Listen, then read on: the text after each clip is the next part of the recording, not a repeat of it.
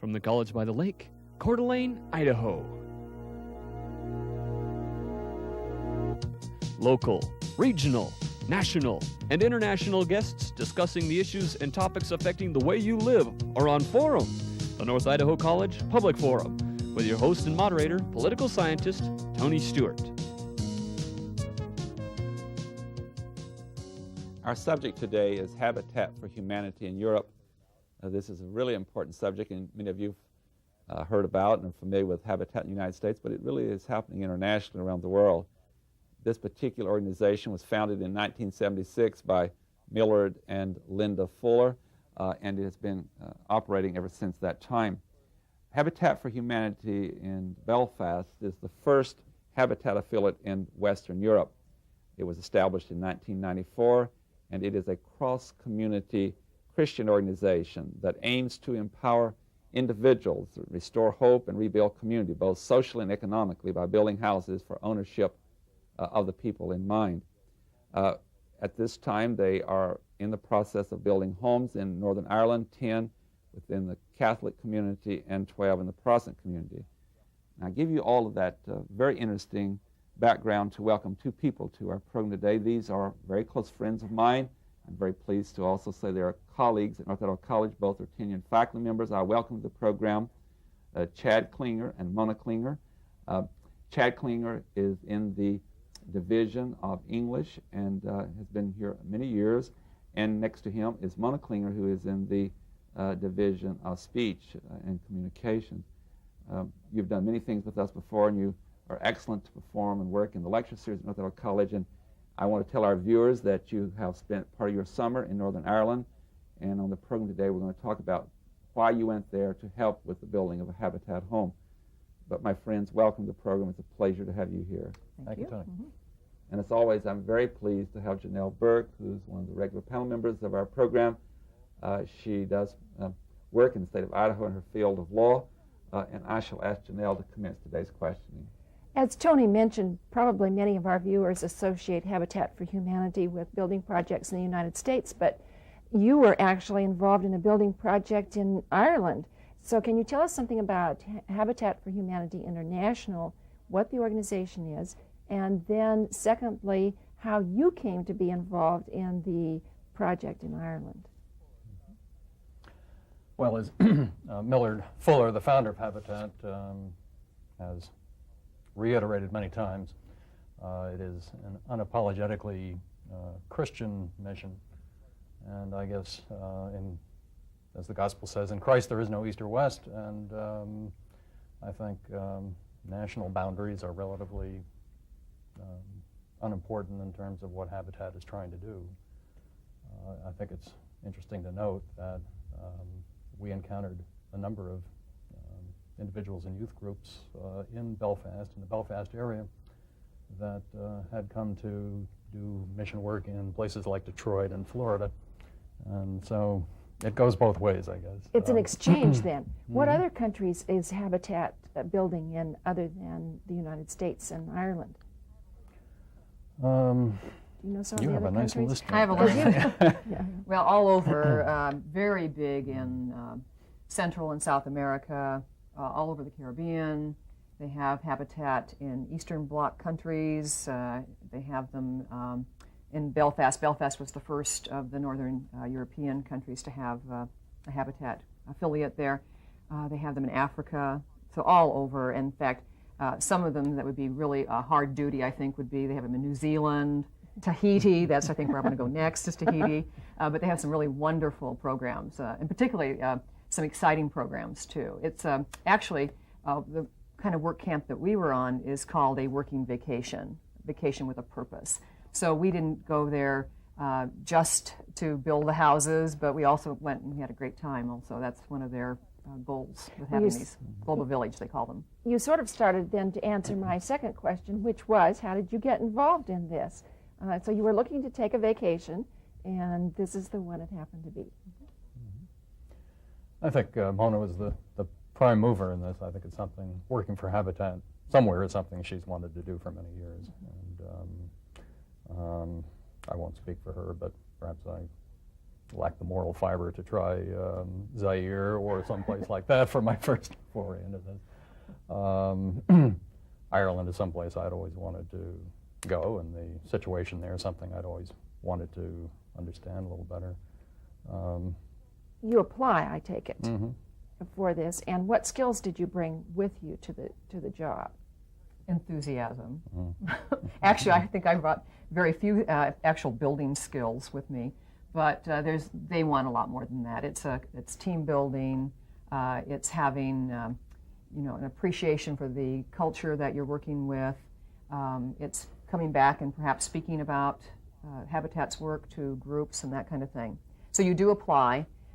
We had many different places that we could have applied to, but like Chad said, we thought maybe we didn't really have the kind of guts to go someplace like Africa. Even though those experiences are wonderful, our team leader, Danette Price, she said that she had traveled all over Europe and had always come back kind of empty, and decided that she would try a Habitat experience. And so she ended up in Africa for her first trip, and she said that she could never, ever travel any way different from that after that experience. She also got quite ill in Africa because the situation was very primitive, but she came back with such an appreciation for the country that she wouldn't have had just being a tourist, and really feeling as though she were accomplishing something with that vacation. I have some research for this particular program, and I want to quote about 3 purposes of Habitat and see if you agree with that and if that's what you found in Northern Ireland. They talk about empowerment versus dependency through affordable home ownership, relationship versus violence through building together, and integration versus segregation through partnership. When I heard those points of support for Habitat, I thought of your trip and the conflict that's in Northern Ireland, and how does that fit what you found there, and does Habitat have an important role to play that goes even beyond the home ownership to help a society? And let me just have one other footnote here. Habitat has built over 50,000 homes now around the world. 250,000 people have been affected. But did you find that experience, and is that what's happening in Northern Ireland? Well, in terms of empowering people and trying to reduce dependency, I think that's a really important part of Habitat's mission in Northern Ireland, which is something of a welfare state. There's perhaps as much as 70% unemployment at times, and certainly that number of people on welfare. It's quite possible to go your whole lifetime as a young man and never see your father work, and perhaps your grandfather. It's also a society in which perhaps if you're not employed by the age of 35, you probably never will be. I think we all understand how owning a home empowers you, and the wonderful thing that we saw there was the fact that people who felt in many ways hopeless about the future were really able to create a life for themselves and the future. So Mona, you would support this, that it creates self-esteem and pride and maybe hope for the future? Oh, absolutely. We were able to work. In fact, part of the situation with Habitat is if you are accepted to get a home, you must put in 500 to 600 hours of sweat equity to help produce that home. And the people that we met there, I mean, they were so appreciative, and we heard story after story about how these homes had changed their lives. In Belfast, a lot of the homes or the houses are government owned, and you're on the dole oftentimes when you live in the government housing. And this gave people an opportunity to be in safe neighborhoods, and we saw the change in neighborhoods too. The Irish Close area that we were, which is a Catholic area, we saw pictures of what it looked like before Habitat came in, and it was just an incredible transformation. Janelle. Well, I want to talk a little bit more about the sweat equity and how partnership families are selected. So let's talk first about what is exactly sweat equity. Chad, can you tell us, what does that mean? What does that mean? Well, just as we applied to work on a Habitat team, so people apply for Habitat homes, and they are selected on need, their willingness to invest themselves in the project, and some ability certainly to pay. Sweat equity is is committing yourself to, I think in Belfast, it was 400 hours of labor on the building site. Yourself. So if you're Yourself. going to get this home, you're going to Mhm. have to do some work to Right, get. you would get this home at a no-interest loan at cost, the cost of construction, borne in part by volunteers and charitable contributions to Habitat. So we generally worked daily with, well, we were working on 3 units, and we usually saw all 3 future owners of those homes there with us. Every day. Every day. And we were in a kind of a block of homes, and so the homes that had been completed before, those people were still involved. They would serve us, part of the sweat equity might be serving us tea and making us sandwiches, feeding us, that kind of thing too, taking care of the children on the site. Now, where did you stay while you were there? Is that something that's provided for you by Habitat, a safe place to stay and something to eat? Yes. Room and board, in other words. I think previous teams had stayed in a hostel in the downtown Belfast. We were quite fortunate. We stayed in a Catholic retreat center on the northern side of Belfast, which was really very nice. Beautiful view of Belfast Lough But we pay our own way. That's the thing with the Habitat, is that you go and you work, but you're also providing your payment helps provide for the house. Also, you're helping to pay for the house. So we're involved in the house not just by working, but also economically too. Yeah. I'm going to have to interrupt because we have so many slides to show, and I want to get into those, and then we'll go back to Janelle. I think you were thoughtful for bringing these slides, and at this time I want to ask our staff to put the first slide up on the screen, and I believe, Chad, you're going to start with the first one for us, and you're going to show some of the places where you were, and then some of these slides will also show the houses that you actually worked on. And so if we can have the first slide at this time. We'll look at the vacation part of our working vacation first. We took several side trips as a team to places like Derry and up the Antrim coast. Right now we're looking at our daughter in front of a waterfall in a little valley that might have been in Hawaii if it were warmer. Beautiful place. And, yes, that's about how cold it was. We were in a bus that was had a leak in it somewhere, and carbon monoxide or whatever caused us to keep the windows open a good deal of time. And, It was great. We had such fun. Everybody's laughing and giggling, having a great time, and the elements are after us, and the diesel fumes are after us. But that's part of the team building. These are the people too that were on the 15 of us all together. that worked on the Habitat program. There's our Jimmy Carter lookalike, who in fact was from Georgia and worked on many Habitat teams. This was during a tour of the linen industry in Belfast, which I guess for this individual was one of the less exciting parts of the trip. We had tours of the city, but this was one of the least interesting ones. But And here we are on the building site having a spot OT, which we did pretty frequently with local workmen. You had breaks And in your work for snacks and tea. This was a Catholic retreat center in the northern part of Belfast where we stayed. we didn't finish the house. A lot of people think that you would go in and you were able to finish a house in the 2 weeks we were there, and that was not the case at all. There are teams of workers that go in every 2 weeks to Just like what continue the you're work. doing. Yeah. So you rotate every 2 weeks. Yes. The people. How long does it take to build a home? That varies. We were there for just 2 weeks, and what we essentially did was frame a foundation that had already been poured. We went up to the second story with it. And we're also completing the houses that were sort of finished before, so this is like some continuing to This help was next landscape. door there. And those are some of the 6 of the units that had been built by previous teams that were Very- right next to our site. Very large and very impressive. And they're in keeping with the cultural demands of that area. So quite comfortable and yet quite simple too. And this is an example of a foundation. Yeah, that is in fact where we were working. That picture was taken earlier. And we were working in the Catholic area off the Falls Road, and the Falls Road perhaps people have heard about, where we have heard of so many of the problems that In fact, that Belfast. building in the center in the back looks like a kind of IRA bastion. It had Republican flags and so forth flying. This is the interior of one of the homes that had been completed. It was one of the parties that we went to, and that was one of the great things about our trip that we got to know the families, and then we had parties with them, and what a great intercultural opportunity it was for all of us, with singing and dancing and song, and great food, great company. This is one of the homeowners who was there regularly, giving some of that sweat equity we spoke of earlier, and his daughter. Girl. And this is really a wonderful story.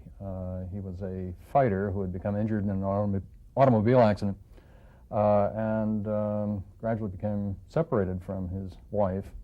And she, of course, is working, and when she got the opportunity and was selected as a homeowner for Habitat, he was unemployed on a disability, and she asked if he could put in some of the sweat equity for her.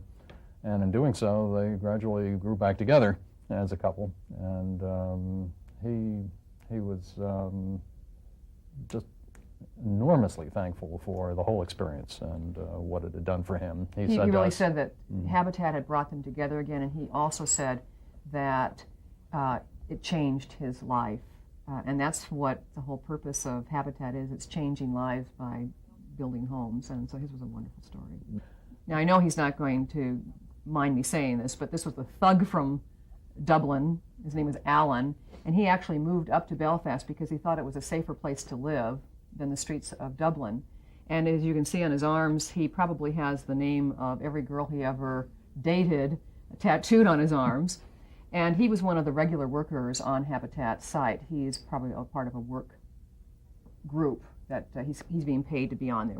And he was an incredible person, Catholic, and he claimed that his life was changed too. It was the first time in his life he'd ever spent any time with Protestants. Our particular group was ecumenical. And some amazing friendships built with Alan. And one of the stories that maybe should come out in the next show that we have, but as a Catholic, you could see how living in Belfast had affected him, that we were in the middle of a supermarket shopping, all of us, and in the middle, here he's a strong guy, in the middle of the supermarket he freaked and he said, I have to get out of here, this is a Protestant store.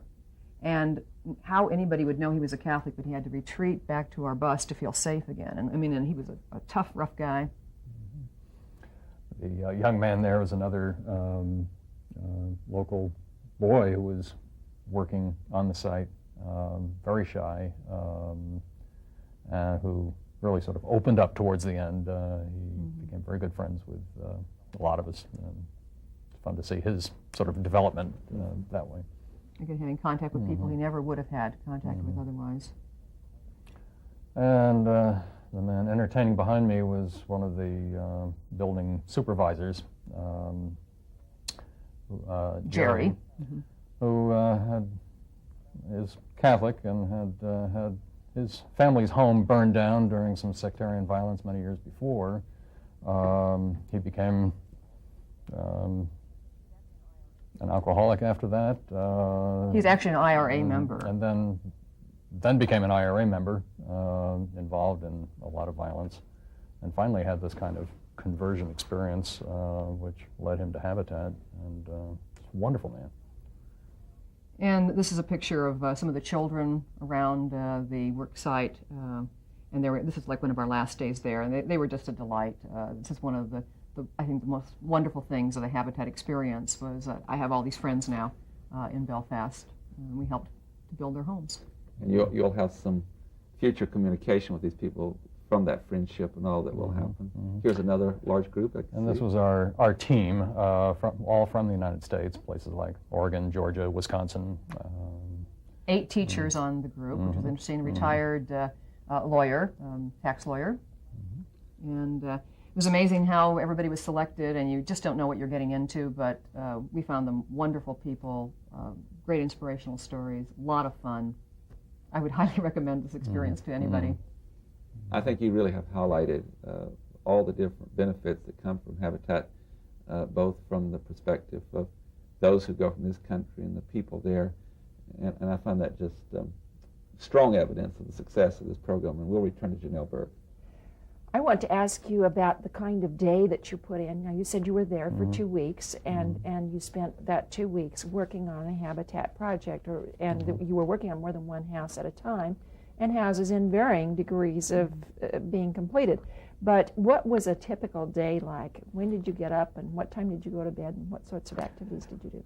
It began with a meeting at about 6:30 in the morning of our team that we just saw. Every day. Every day, and we had a kind of debriefing of the day before and some preparation for the day ahead, and I guess morning prayer. devotional time. And then we had breakfast together in the retreat center, and quickly we're into our van, Big Green, the one with all the carbon monoxide, and hustled off to our site about 5 miles away. And there we generally worked until the late afternoon with lunch and tea provided by some of the nearby residents. And in the evenings, there were oftentimes scheduled activities like going to the youth groups and that kind of thing. And I took books to read, I took needlework to do, I took journals to write and that kind of thing. And we fell asleep exhausted every night at about 11 o'clock, and then up again for the meeting at 6. So we were very, very busy. And what kinds of activities did they have for your daughter? What did she do while she was there? She was just with us. She did everything with us, and so... Did she take care of the children some? Yes. I noticed there were large numbers of children in some of the pictures. Did she help with them? Well, that was one of the nice things about Habitat. I think what they tried to do was capitalize on your individual talents. And so our daughter was very good with the children. There was another young lady who had been there the year before also. Some had come again 2 years in a row. She was excellent with the children. And so that was actually part of the work, to take care of the children, too. We were able to find our niches. There was a shop, for example, about a mile from the building site where walls were framed ahead of time, and some people were very good at that, and others were good at doing Sweeping, things on the site. such as myself. I was excellent at sweeping. Earlier in the program, we talked about who established Habitat, and it's a private, nonprofit organization. And in preparing for this program, I noticed, too, that there's some very specific policies of Habitat that I believe it's my understanding that they do not receive or do not accept government funds, so that they don't have certain guidelines or restrictions on them. Would you address that issue? I think in Northern Ireland it may be different. What we found was that, anyway, the people that ran the offices there, the affiliate there, they seem to have connections with some of the agencies, and I think they are able actually to tap into some of the programs that are available. But not in the United States. That I'm not so sure about. Some of the research indicated that Habitat did not want certain restrictions on it, that they obviously would be no interest on the mortgage and those kind of things. But the research indicated that they would work with government as far as the roads or the sewer system and so forth, but there's a real independence of Habitat, so they make sure that the policies are followed. Also, you could also have the church-state issues. Yes, that's true. If tax dollars were involved in this country, but of course that would be different. Different in Ireland, So it's been cleared up to me that it depends on the country. And I think the literature I had was dealing with the United States. You've certainly articulated well some of the benefits that you've experienced personally, but I think I have a rather personal philosophical question for both of you. Now that you have had this experience, and I thought I heard you say you might do it again in the future, other than what you've already talked about and the reward you see for the families that get these homes and the bringing together people who've had misunderstandings, what has it done most for you, though, as individuals, for your future? We all are changed by our experiences. Well, I guess it's shown me once again how amazing people are. Amazing in their ability to carry on 500-year-old tribal grudges, as Northern Ireland has, all of Ireland, but also their willingness to risk things for one another and give themselves to accomplish things like this. And so that is a lesson you have taken from there for your own life. Mona? And for me, I think I love to travel. Any money I have, I want to spend it on traveling. And I think I've been spoiled as a result of this particular experience, that I think it would be very difficult to travel to a country without this kind of Habitat experience where you really get to know some of the people there and feel like you're participating in something important in their life. So that's what benefit for me, I think, lesson I learned. Janelle Burke. What kinds of houses were you building? How many rooms were in the houses? And what kind of people were going to live in these houses? Were you building houses for large families, several children? Because I would anticipate that in some of those families there would be several children. Yes, in fact, one of the houses that had just been completed where we had the party, they're all the same, but 4 bedrooms, but they're quite small, actually, inside. For our purposes, you know, here in, like in Coeur d'Alene and Spokane, we build these massive houses. These are all, they're adequate homes, comfortable homes, safe homes. Many of the homes there maybe had as many as 4 to 6 children in the 4 bedrooms, but they're probably, I would say, only maybe about 1,200 square feet or something like that. And in terms of safety, you traveled about while you were there, and did you feel safe? And did Habitat make you feel safe? Yes, I felt very safe.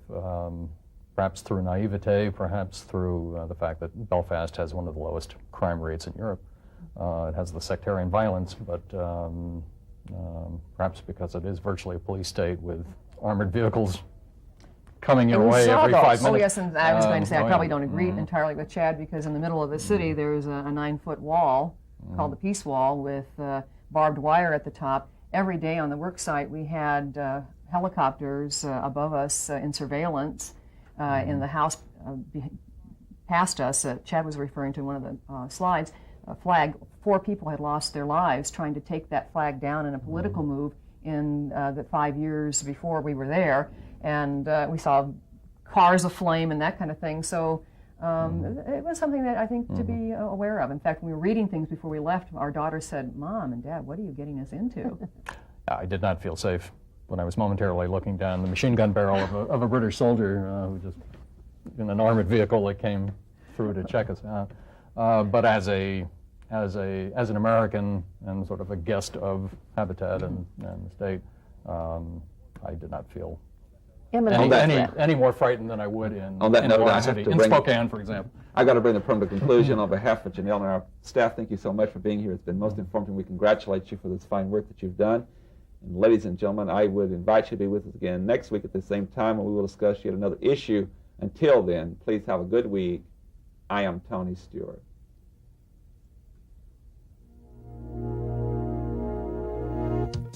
The North Idaho College Public Forum was videotaped live from the studios of Instructional Technology on the campus of North Idaho College for viewing at this more appropriate time. We invite you to join us again next week for another all-new edition of the North Idaho College Public Forum on this public television station.